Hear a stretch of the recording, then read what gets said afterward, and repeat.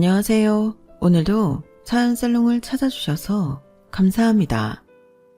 서울에서 아기 한 명 키우며 혼자 살아가고 있는 30대 초반의 돌싱녀예요.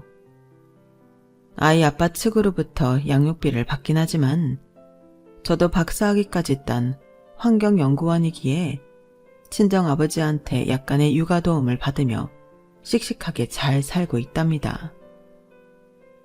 채 2년이 안 될 정도로 짧은 기간의 결혼 생활이었지만 전 남편을 비롯한 시댁 식구들과는 평생 상종하고 싶지 않을 정도로 학을 떼고 이혼했답니다.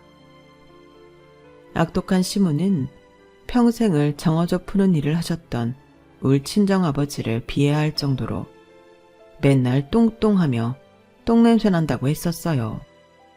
하도 빡이 쳐서 막판에는 아기 설사 비슷하게 질펀하게 싼 똥기저귀를 시모 얼굴에 던져버렸어요.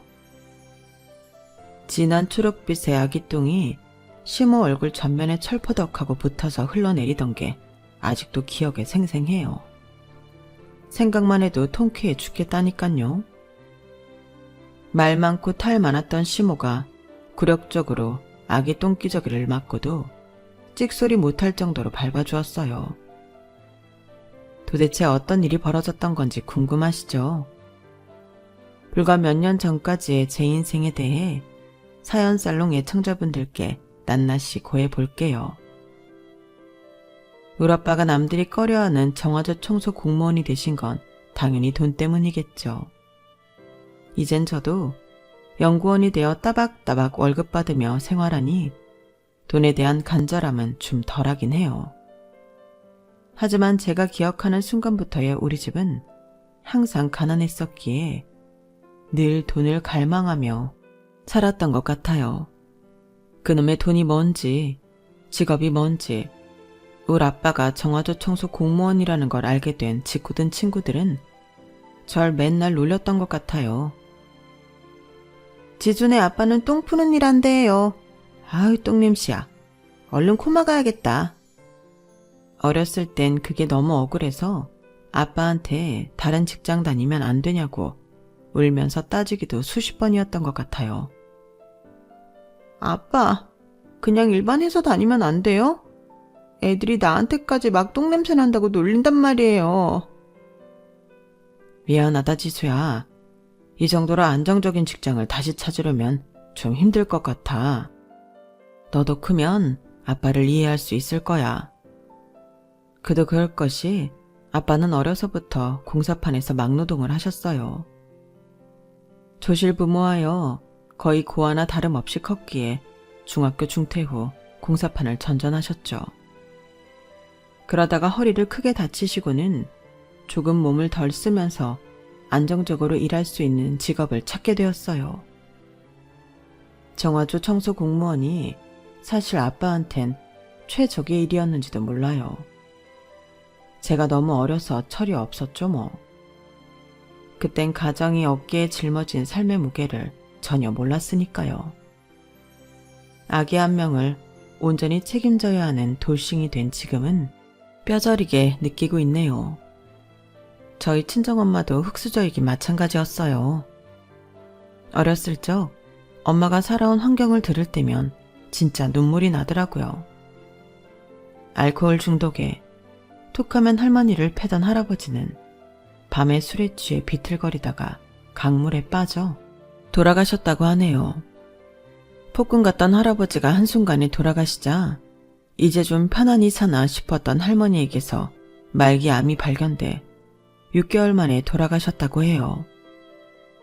그렇게 엄마도 혼자가 되어 역시 외롭게 살던 아빠를 만났고 결혼식도 못 올린 채 혼인신고만 하고 절 낳으셨고요. 절 낳자마자 아빠는 바로 정관수술을 받으셨대요. 자식들에게 가난으로 인한 비참한 생활을 또 겪게 하고 싶지 않았기 때문에요. 외동딸 하나나 잘 기르자는 마음으로 부모님 두 분 다 제게 많은 희생을 해주셨죠. 엄마는 가죽공장에서 3교대로 일하셨는데 조금이라도 더 벌기 위해 야근에 야근을 더하다가 그만 졸음을 못 이기고 큰 사고가 나고 말았어요. 끔찍했던 그날이 엊그제일같이 생생하게 떠오르네요. 이제 집에 혼자 있을 수 있는 나이가 되어 새벽에 공장에 나간 엄마를 밤 늦게까지 기다리고 있었는데 집으로 전화 한 통이 걸려오더군요. 어릴 때였지만 따르릉 하던 그 전화벨 소리가 엄청나게 불길하게 느껴졌어요. 여보세요? 엄마? 김숙자 씨 따님 되시나요? 집에 아빠는 없니? 엄마가 가죽공장에서 일하다가 절단기에 손가락이 잘리셨어. 아빠 보고 빨리 병원 응급실로 와달라고 해. 보호자가 필요하니까. 네? 우리 엄마 손가락이 잘렸다고요? 엄마, 우리 엄마는 괜찮아요? 피 많이 났어요? 엄마. 그 아줌마는 우리 엄마 동료였어요.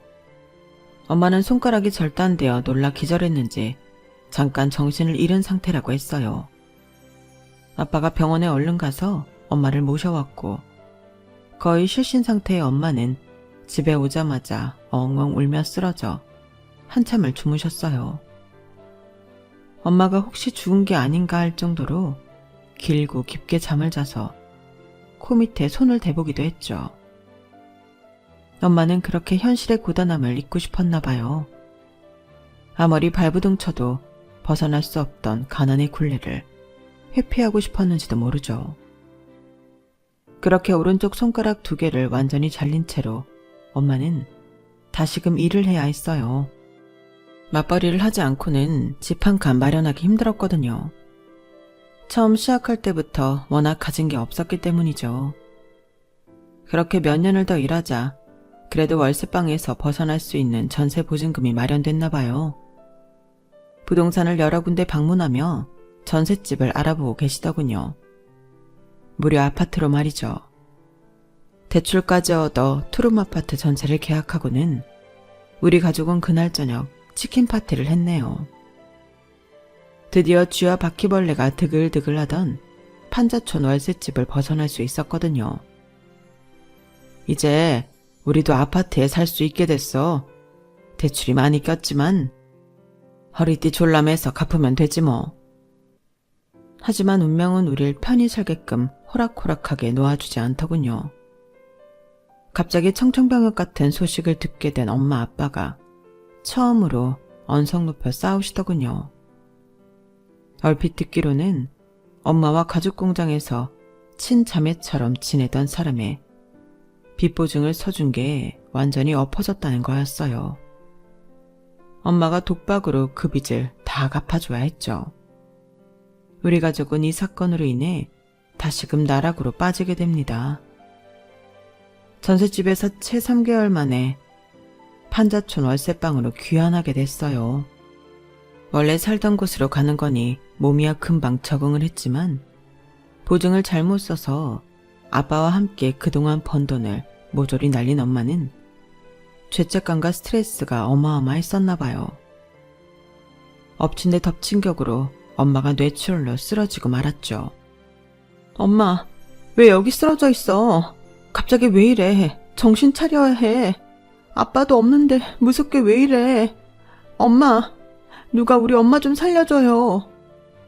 119에 실려 병원에 간 엄마는 뇌출혈이라는 진단을 받았어요. 그래도 젊은이 치료받으면 멀쩡히 걸어 나올 줄 알았던 엄마는 그 후로 단 한 번도 스스로 걷지 못하는 신세가 돼버리고 말았어요. 아빠는 제게 굉장히 미안해하면서 엄마 간병을 부탁하시더군요. 지수야, 참 미안하구나. 그래도 집안에 돈 버는 사람 한 명은 있어야 병원비라도 충당할 것 같아서 말이야. 지금 다니는 중학교를 잠깐 중단하고 집에서 엄마를 간병해 줄 수 있겠니? 저희 시대는 중학교까지 의무교육이어서 학교 자퇴가 쉽진 않았어요. 하지만 아빠 말대로 제가 계속 학교에 다니면서 간병인을 쓰기엔 돈이 너무 없었죠.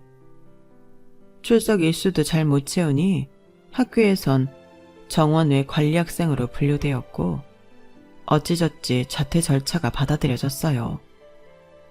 어려서부터 공부하길 참 좋아했던 전 학교에서 마지막 짐을 챙겨 나오며 비참한 맘에 눈물이 나더군요. 그래, 지금은 학교를 관두지만 언젠간 꼭 끝까지 공부할 거야. 박사학위까지 받아서 평생 돈 벌며 공부하는 직업을 가질 거야.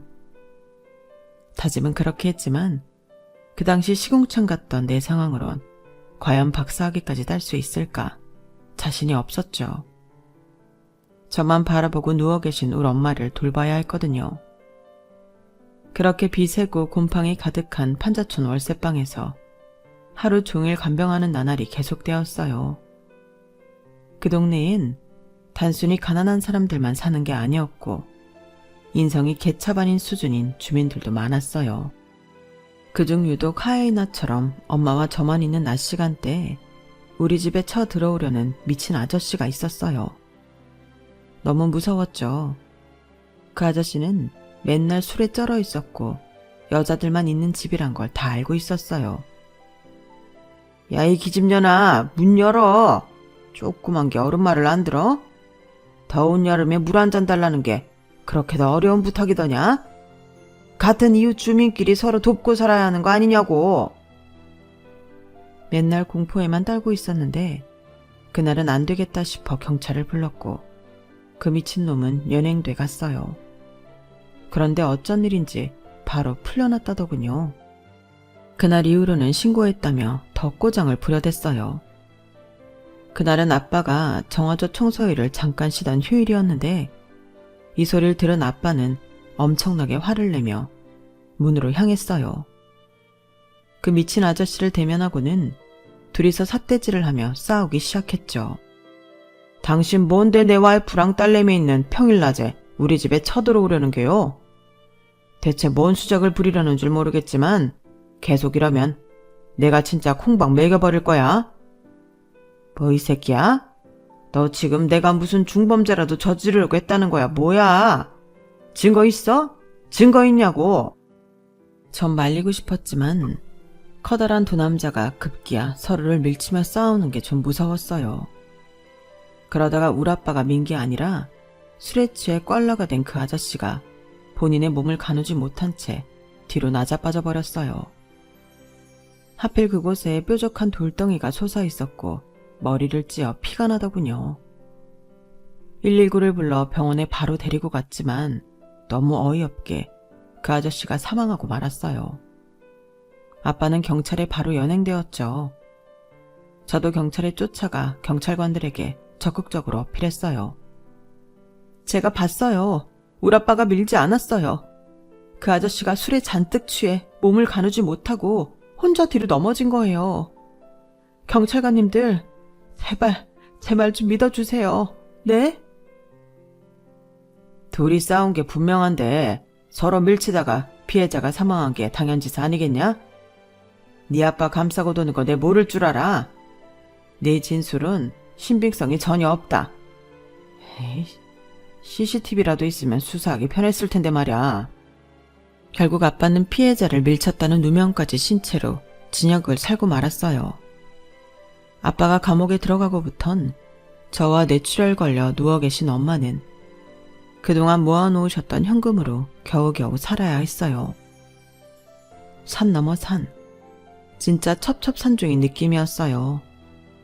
완전히 안개가 자욱해 한 치 앞도 안 보이는 그런 높다란 산맥을 계속 넘어야 하는 그런 상황이었죠.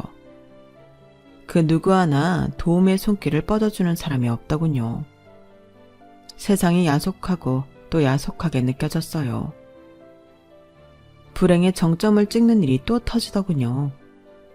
뇌출혈로 거의 식물인간 상태가 되어 누워 계시던 엄마를 진짜 몇 년 만에 병원에 모시고 가서 진료를 받았는데 암이 발견된 거예요. 눈앞이 노래졌죠. 아빠는 감옥에 가 있는 상태고 아직 미성년자인 나 혼자 이 모든 걸 감당하고 있는 와중에 말기 암이라니. 솔직히 어디론가 숨어버리고 싶은 심정이었어요. 김병에 장사 없다고 엄마 욕창 안 생기게 이리 움직이고 저리 움직여주고 때 되면 죽 만들어 먹여드리고 대소변 수발까지 다 들었는데 이제 와서 말게 암이라니. 난 엄마가 깨어나기만을 바랬는데 엄마와 할 시간이 얼마 남지 않았다니.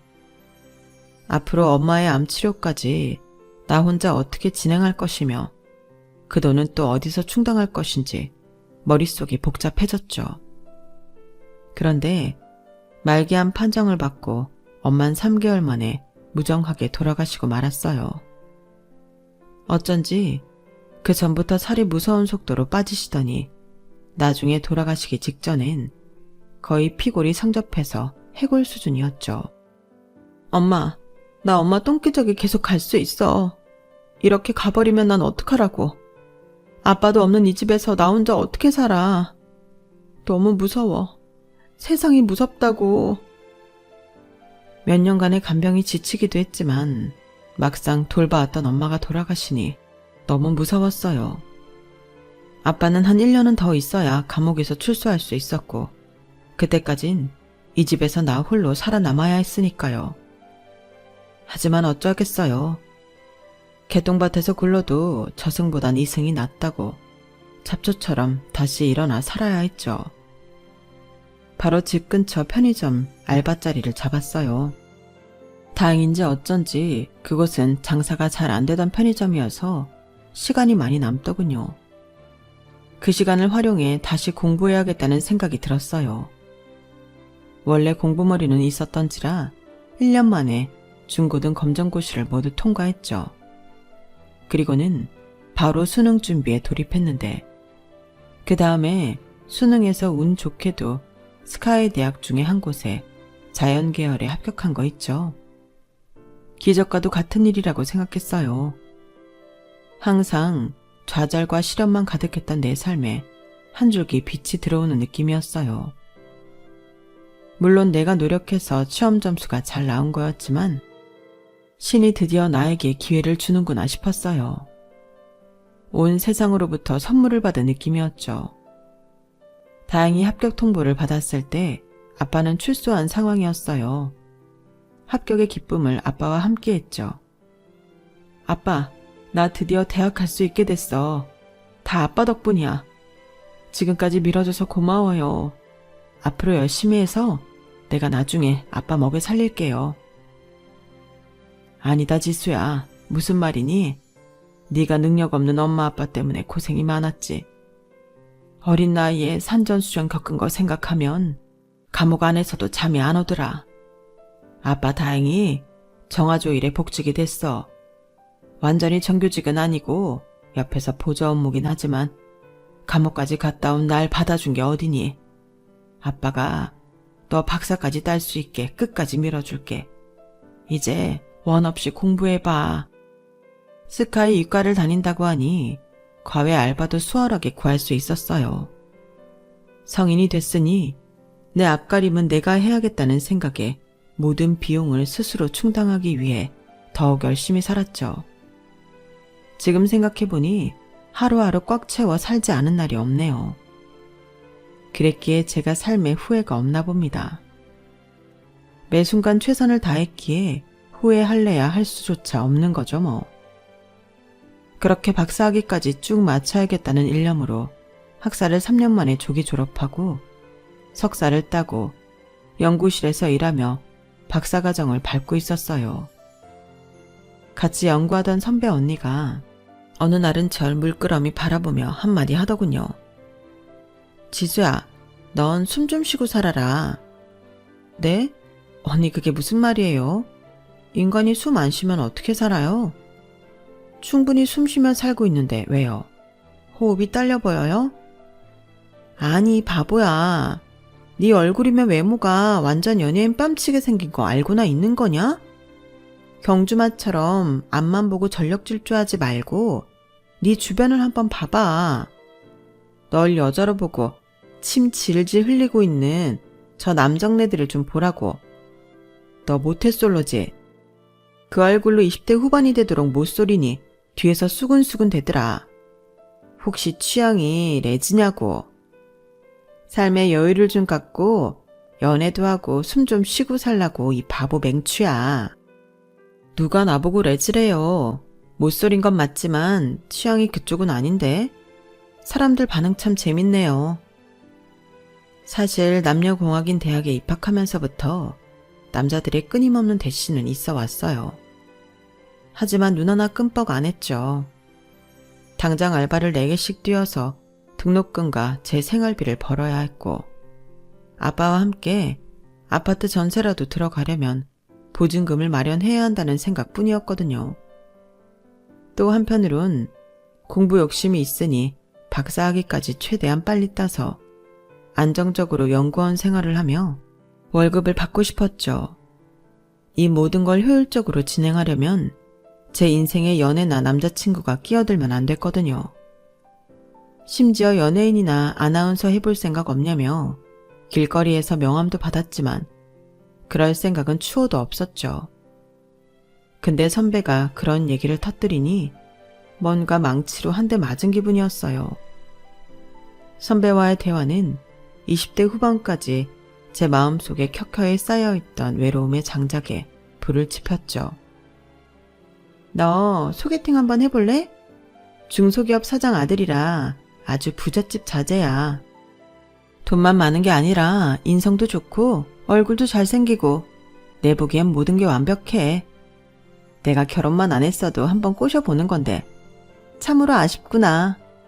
내가 연락처 줄 테니 기다리면 그 남자에게서 톡이 갈 거야.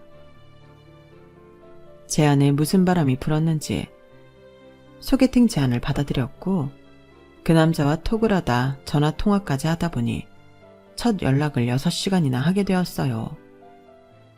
그만큼 첫 대화에서 서로 너무 잘 통한다는 느낌을 받았죠. 바로 그 주 주말에 만나기로 약속을 잡은 후에도 우린 계속 시도 때도 없이 연락을 주고받았어요. 그러다가 그 남자와 생전 처음 소개팅이란 걸 하게 됐고 서로에 대한 느낌이 너무 좋았던 만큼 그날 바로 사귀게 되었습니다. 카페에서 만나서 얘기를 하다가 근처 호프집으로 이동했는데 나갈 때 손까지 잡고 나갔네요. 이미 서로에 대해 연인으로 잘 지낼 수 있다는 확신이 들었거든요. 남친은 중금속 가공회사를 운영하는 부친 밑에서 경영 수업을 받던 사람이었어요. 그는 내가 박사과정을 거의 마치고 있다는 얘기를 듣고는 너무 대단하다며 절 축혀 세워주더군요. 지수씨, 아름다운 외모에 공부까지 잘한다니 대단하네요. 왜 보통 예쁜 여자들은 그냥 쉽게 인생을 살아가려는 사람들도 많잖아요. 워낙 인기 많고 남자들이 서로 채가려 하니까요. 자기 커리어에 대한 목표가 확실하니 진짜 멋지네요. 내가 그 과정에 있어 방해 안 되고 가만히 곁에 있어도 될까요? 혹시 도움을 줄 수도 있을 테고요. 이렇게 서로의 일에 대한 얘기를 하다 보니 부모님 직업은 뭐냐 등 가정 환경에 대해 얘기할 타이밍은 잘 없었어요. 아니, 그냥 초반엔 밝히기 싫었는지도 모르겠어요. 엄마 일찍 돌아가시고 어렵게 살아왔다 정도로만 언급하고 넘어갔죠. 어릴 적부터 동네에서 짓궂은 친구들이 저희 아빠가 똥 푸는 사람이라며 놀리던 게 트라우마로 남아있었던 것 같아요. 거의 30살이 다 되도록 말이죠. 게다가 아빠는 계속 정화조 청소 일을 하고 싶으시다며 꾸준히 일하고 계셨거든요. 내심 남자친구가 혹시라도 우리 아빠의 직업을 알면 싫어할 수도 있겠다는 생각이 들더군요. 더군다나 남친은 나름대로 크게 사업을 하고 있는 집안의 자제인데 밝히더라도 나중에 밝히자란 생각이 들었죠. 남친은 저의 첫 남자이자 첫사랑이었어요. 박사과정을 성공적으로 마칠 때까진 연애와 병행할 수 없을 거라고 생각했던 제 판단이 틀렸음을 뒤늦게서야 알았죠. 남친과 연애하며 박사과정도 마쳤고 정식 연구원이 되어 차곡차곡 커리어를 쌓아갈 수 있었어요. 내 인생에 이렇게 평탄한 나날이 계속되다니 놀랍고도 감사했죠. 남친은 삶의 고단함에 찌들어 여행은 해본 적도 없던 제게 신세계를 열어주었어요. 휴가 때가 되면 세계 이곳저곳을 함께 여행하며 드넓은 세상을 구경시켜 주었죠. 거기까진 참 좋았는데 서울에 와서 연구실에서 연구를 하는데 씨앗 냄새가 갑자기 코를 찌르더니 우웩하고 다 개워내고 말았어요. 그 후에도 구토는 며칠을 계속 가더군요. 느낌이 너무 이상해서 혹시나 하는 마음에 임신 테스트기를 해보았고 3개 모두 선명한 2줄이 나오더군요. 빼도 박도 못하는 임신이었죠. 전 당연히 남친한테 먼저 연락했어요. 전화를 하는데 어찌나 떨리고 뭔가 쑥스럽던지 너무 어색했어요. 자기야, 너무 놀라지 말고 들어. 나 임신한 것 같아. 방금 테스트기 해봤는데 2줄이야. 토요일에 산부인과에 같이 가줄 수 있어? 그런데 남친의 말투에서 심란함이 고스란히 묻어나오더군요. 뭐? 임신? 아니 이럴 수가. 조심한다고 했는데 어떻게 임신이 될 수 있지? 진짜 임신 맞아? 내 아이인 거 맞아? 확실해? 근데 나 토요일에 출장 잡혀 있는데 어쩌지? 뭐? 지금 무슨 말을 하는 거야? 그럼 내가 딴 남자 아이라도 임신했다는 거야? 뭐야? 당신이 내 첫 남자인 거 다 알면서 그따위 말을 짓거려? 진짜 당황스럽다. 실망이야. 됐어. 토요일에 나 혼자 산부인과 가볼게. 이렇게 말했지만 내가 튕겨도 남친이 당연히 산부인과에 같이 가줄 거라 여겼어요. 그런데 진짜로 출장을 가버리더군요. 결국 산부인과는 저 혼자 갔어요. 틀림없는 임신이었죠. 지금까지 믿었던 남친에게 뭔가 배신당한 느낌이었어요. 너무 당황한 기색이 역력한 남친의 태도가 역겨웠거든요. 하지만 이미 엎질러진 물을 어쩌겠나 싶더군요. 남친이 나와 결혼을 안 하게 되더라도 나 혼자 이 아이를 낳아 키우고 싶다는 생각까지 했거든요. 다행인지 어쩐지 출장에서 돌아온 남친은 한아름 꽃을 사들고 저희 집으로 찾아왔어요. 맘 같아선 싸대기라도 한 대 치고 싶었지만 임신한 마당에 마음이라도 곱게 가지자 싶었죠. 내 뱃속의 아이를 위해서라도 말이에요. 지수야, 정말 미안해. 내가 이런 일은 처음이라 너무 당황해서 횡설수설했었어. 얼른 양가 부모님께 인사드리고 결혼하도록 하자. 일단 우리 부모님께 말씀드릴 테니 당장 다음 주 월요일 퇴근 후 뵙도록 하자. 남친의 부모님을 당장 내일 모레 만나려고 하니 긴장이 되더군요. 제가 지금껏 살아온 환경을 솔직하게 고하기도 참 자신 없었고요. 그래도 내 뱃속의 아기를 위해 용기를 내어 예비 시부모님을 식당에서 뵀죠. 아니나 다를까 절 싫어하는 티를 팍팍 내시더군요. 아주 예의 없이 말이죠. 야, 너 이리 와봐. 아, 뒷골 땡겨. 네 인연. 감히 임신 공격으로 우리 귀한 아들의 앞길을 막어? 애 하나 만들어 오면 우리 집안에 커져 입성할 줄 알았냐? 신분 상승을 할래도 절차를 밟아야 할 거 아냐? 뭐 이런 맹랑한 계집애가 다 있어? 너 엄마 일찍이 죽고 아빠밖에 없다며. 니네 아빠 대체 뭐 하는 사람이야? 여자의 교육을 어떻게 시켰길래 만난 지 몇 년 되지도 않았다면서 임신부터 해와? 죄송하게 됐습니다, 어머님. 하지만 제 뱃속에 소중한 아이가 다 듣고 있을 텐데 말씀 좀 가려서 해주시죠. 저희 아버지는 정화조 청소 일을 오랫동안 해오고 계십니다. 아빠 직업을 밝히자 그 사실을 그때 처음 알게 된 남친도 엄청 놀라는 눈치였어요. 예비 시모와 시부가 놀라 자빠지는 건 당연했고요. 뭐라고? 청화조 청소일이면 똥 푸는 일 말이냐? 몇십 년간 똥 푸는 일에서 널 키웠단 말이야? 아, 여보, 나 쓰러질 것 같아요. 나 좀 부축해줘요. 엄마, 미리 말씀 못 드려 죄송해요. 나도 예비 장인어른 직업은 처음 들었네. 그래도 열심히 사시는 분이라니 그냥 넘어가면 안 될까요? 야, 박희철. 너 내가 얼마나 귀하게 키웠는데 너한테 들어간 돈이 얼마며 네가 우리 회사를 물려받아야 하는데 어디서 똥냄새 풀풀 풍기는 장인을 들이겠다는 거야? 안 돼. 야, 너 애기 때 당장 중절 수술 받고 헤어지란 말이야. 여보, 얼른 집에 갑시다.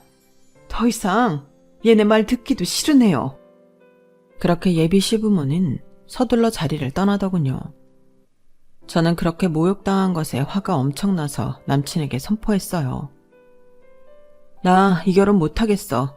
이 아이는 나 혼자 낳아서 키울 거야. 이제 정규직 연구원도 됐겠다. 못할 것 없지. 자기 집에 당장 똥 안 풀면 어떻게 살 거야? 정화조 청소 담당은 반드시 있어야 하는 직업이야. 우리 아빠가 사기를 쳤어 뭘 했어? 정정당당히 열심히 살아가는 분을 일방적으로 그렇게 모욕해도 되는 거야? 잘 살면 다야? 돈이 다냐고. 남친은 제 앞에서 바로 무릎 꿇고 싹싹 빌더군요. 제발 헤어진단 말은 하지 마, 지수야. 내 아이까지 생긴 마당에 이렇게 끊을 순 없어. 우리 엄마 아버지는 나한테 못 이겨. 내가 끝끝내 설득할 테니 나만 믿고 우리 혼인신고 질러버리자. 장인어른이 날 싫어하진 않으실 거 아냐. 그를 내쳤지만 남친은 무슨 영화에서 마냥 집 앞에서까지 계속 무릎 꿇고 있더군요. 그러다 저희 아빠와 마주쳤고 자초지종을 들으신 아빠는 당연히 결혼을 허락하셨어요. 지수야, 애기까지 생긴 마당에 마음 좀 여유롭게 쓰자꾸나. 아빠는 세상 사람들의 그런 반응에 이미 익숙해. 아무렇지도 않다고. 결혼해서는 박서방이 시댁과의 중간 딸이 역할 제대로 해준다고 하니 믿어보자. 얼른 상견례 날짜 잡아라. 아빠가 사돈어른들 직접 뵙고 잘 말씀드려 볼 테니. 그렇게 찜찜한 마음을 안고 결혼을 계속 진행했어요. 상견례 날짜를 잡으려 했지만 그쪽 시부모들은 상견례 자체를 거부했어요. 똥 푸는 사돈을 만나고 싶지도 않다는 거였죠. 대신 엎질러진 물이고 아들이 강력히 원하니 그냥 혼인신고하고 시댁에 들어와서 살라고 했다더군요. 정신없이 휘몰아치는 상황에 대체 어떻게 해야 좋은 판단인지 전혀 가늠이 되지 않았어요. 그냥 단순해지기로 했죠. 그래, 뱃속에 우리 아기만 생각하자. 그렇게 혼인신고를 하고 일단 배가 불러올 때까진 연구소에서 계속 근무하기로 했어요. 그때 제게 소개팅을 주선해줬던 연구소 선배 언니가 어두운 표정으로 귀뜸을 해주더군요. 지수야, 우리 연구실에서 어떤 신문사로부터 환경오염 조사를 의뢰받았는데 그게 글쎄 희철 씨네 집안 회사 근처 강인 거 있지? 그 회사 오염수 방류에 대해 예전부터 문제가 좀 있었나 봐. 나도 지금에서야 알았네. 그 신문 기자가 슬쩍 나한테 털어놓기를 그 회사 비리가 엄청 많다네. 오너들의 인격이 개차반이라 직원들한테 노동법 어긴 사안도 수십 가지고 말이야. 무슨 깡인지 기자들한테도 막대하게 일쑤여서 기자들이 아주 벼르고 있다네. 나도 처음 듣는 얘기라 듣는 내내 소름이 돋는 거 있지? 희철 씨랑은 요즘도 잘 사귀고 있어? 만일 조금이라도 수틀리면 그냥 헤어지는 게 나을 것 같아. 내가 소개팅 해주고 이런 얘기를 하다니 나도 참 못났네. 그런 얘기를 듣자마자 전 얼음이 되고 말았어요.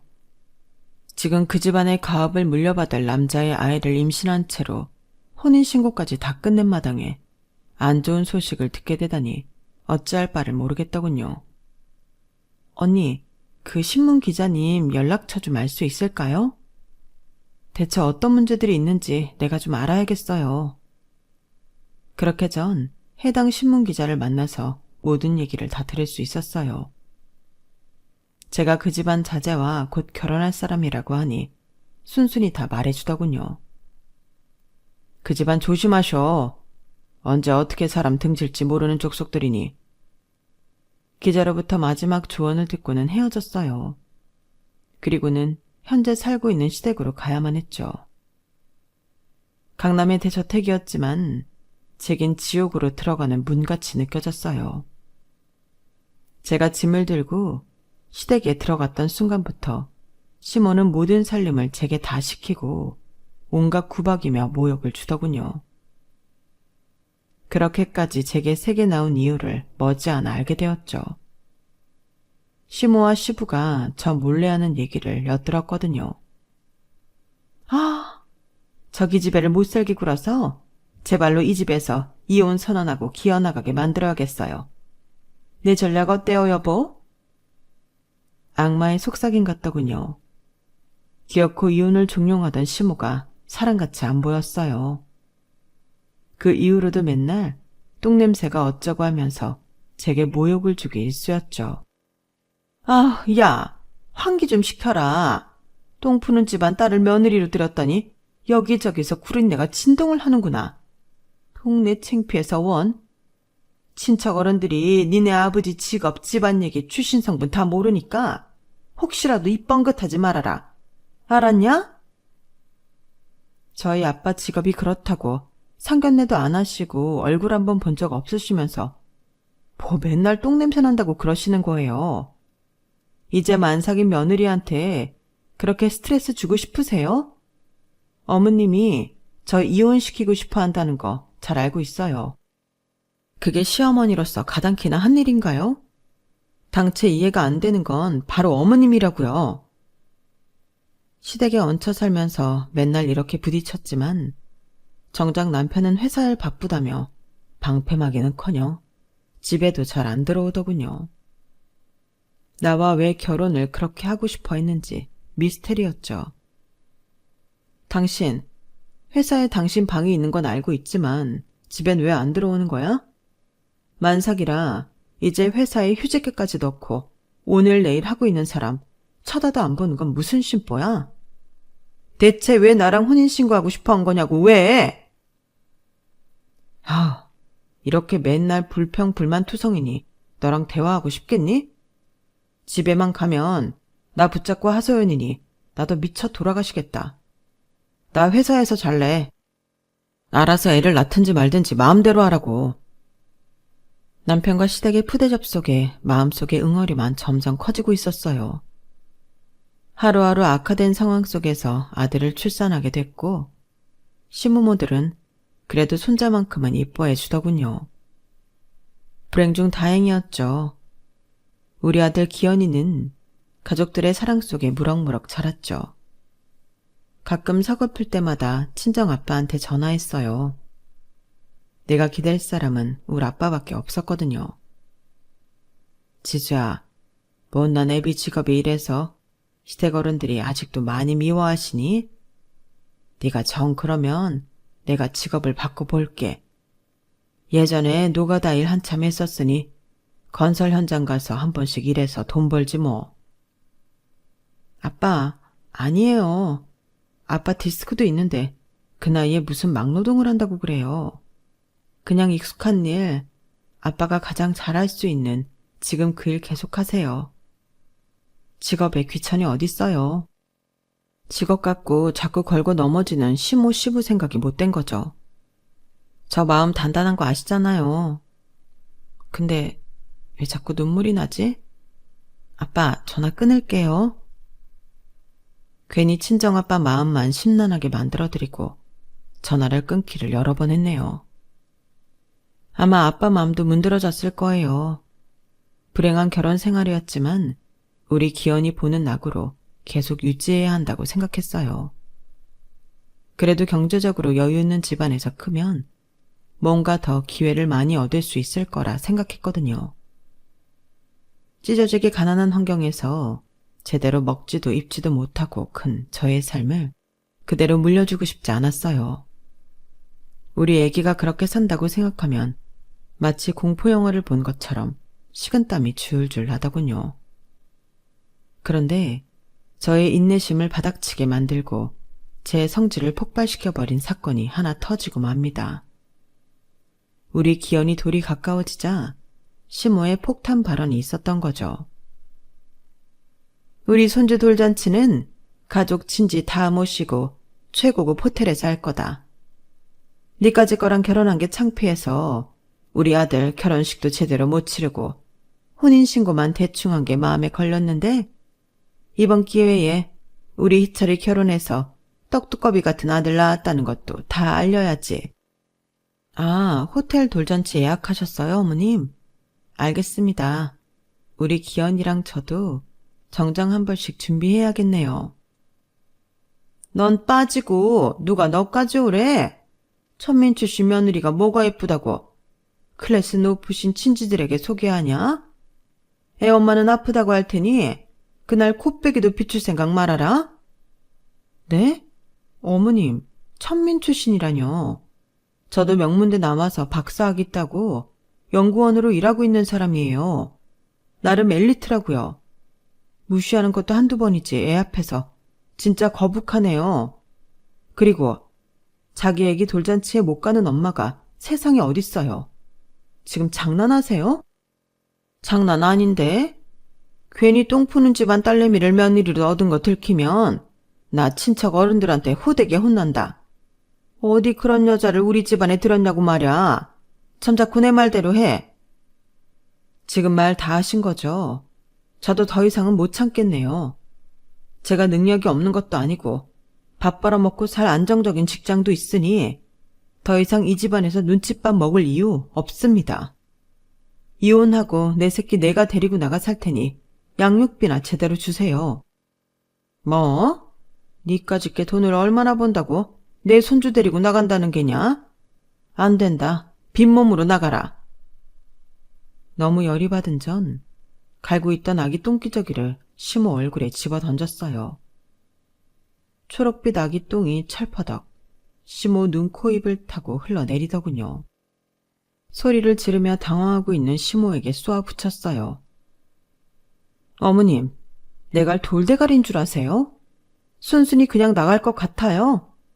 맨날 똥냄새 운운했으니 진짜 설사똥 한번 제대로 싸고 나갈까요? 내 방에서 당장 자료 가져올게요. 내가 알고 있는 이 집안의 회사 비리에 대해 일목요연하게 정리한 게 있는데 신문 기자로부터 넘겨받은 거니까 100% 팩트겠죠? 얼굴에 묻은 아기 똥을 닦던 시모와 뒤에서 늘 반감만 하고 있던 시부에게 자료를 던져줬죠. 모든 걸 다 확인하고는 발발 떨더군요. 며느리야, 너 이거 다 어떻게 알았냐? 여지껏 신문기자한테 돈 줘서 먹은 것들인데 대체 어느 기자가 또 발설한 거야? 아버님, 어머님, 난 이제 이혼하고 애기 데리고 나갈 거니까 이 집안과는 상관없는 거 알죠? 이거 알고도 이 집에 남아서 그래도 며느리 노릇 하려고 했는데 변하는 것도 없고. 그럴 필요 없겠네요. 앞으로 신문 한번 보세요. 거기에 아주 자세히 실려 있을 테니. 저 바보 아닙니다. 제가 아는 기자가 언지를 주더군요. 이제 때가 됐다고. 그럼 저 짐 싸서 나갑니다. 콩밥 한번 드셔보시죠, 이 기회에. 그렇게 애기 짐만 대충 싸서 친정으로 왔어요. 그 후로 이혼을 비롯한 모든 과정을 아는 변호사를 통해 진행했죠. 나름 꽤 큰 회사였던 남편의 회사는 비리가 밝혀진 후로 이미지가 엄청나게 나빠졌고 급기야는 시부가 깜빵에 가게 되었어요. 다행히 전 남편은 양육비를 따박따박 주더군요. 전 바로 연구소에 복직하였고 친정아빠와 함께 살며 아빠로부터 육아 도움을 받고 있죠. 연세가 있으신 아빠가 더 이상 일터로 나가시지 않도록 생활비며 용돈도 두둑이 드리고 있고요.